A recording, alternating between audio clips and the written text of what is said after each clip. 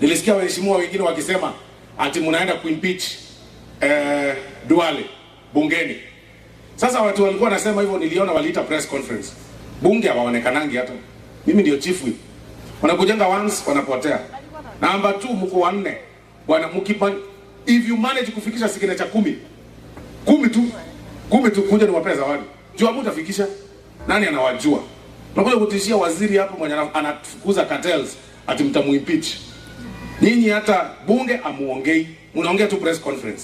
Kwa raia amuwafiki, raia amuwaoni, maendeleo hawayaoni kwenu. Kazi yenu ni kushtua waziri hapa. Tunawaambia shetani afanya nini? Ashindwe. Shetani afanya nini? Ashindwe. Pia tuendelee kujisajili na SHA. Kaunti ya Mombasa ndio imeongoza sasa hivi, ikifuatwa na kaunti ya Nyeri. Kwa kina huyu mtu anaitwa Kachiela. Wameregister huko watu wengi sana na SHA.